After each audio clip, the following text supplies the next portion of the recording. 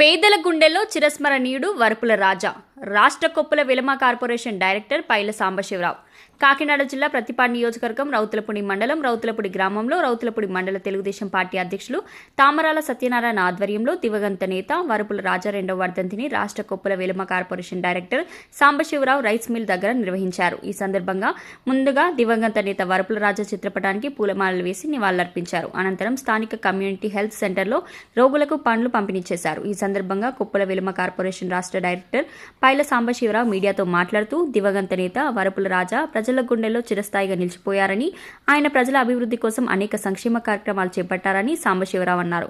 ఈ కార్యక్రమంలో కొప్పుల విలమ రాష్ట్ర కార్పొరేషన్ డైరెక్టర్ పైల సాంబశివరావు, మండల తెలుగుదేశం పార్టీ అధ్యక్షుడు తామరాల సత్యనారాయణ, రౌతులపూడి మండల అధ్యక్షురాలు గాంటిమల్ల రాజ్యలక్ష్మి, మాజీ ఎంపీపీ ఈటెంశెట్టి సూర్యభాస్కర్రావు, బలరాంపురం ఎంపీటీసీ సామరావుతు రవి, మండల తెలుగుదేశం నాయకులు సోమరావుతు, చంద్రమౌళి, లెక్కల రాము, గవిరెడ్డి గురునాథ్, తంటపు రెడ్డి అప్పారావు, జట్ల రాజా, యనమాల రాజా, రౌతులపూడి హాస్పిటల్ అభివృద్ధి కమిటీ డైరెక్టర్ బండారు సత్యనారాయణ మరియు తెలుగుదేశం నాయకులు పాల్గొన్నారు.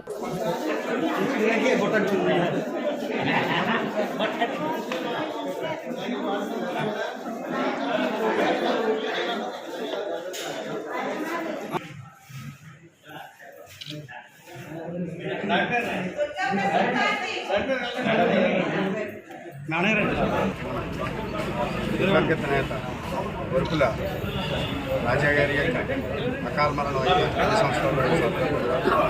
ఈరోజు ఆయన్ని మాకందరికీ కూడా చిరస్మరణీయుడిగానే ఉన్నాడు ఇప్పుడు కూడా గుండెల్లో.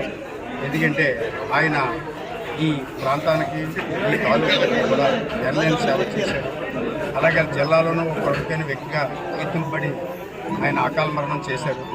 అయినా జరిగేది ఆయన యొక్క అభిమానంతో ఆయన భార్య అయిన మన వరపుల సత్యప్రభ రాజా గారిని అఖండ మెజార్టీతో మన జిల్లాలోనే జోహార్ రాజన్న, జోహార్ రాజన్న, జోహార్ రాజన్న, జోహార్ రాజన్న, జోహార్ రాజన్న.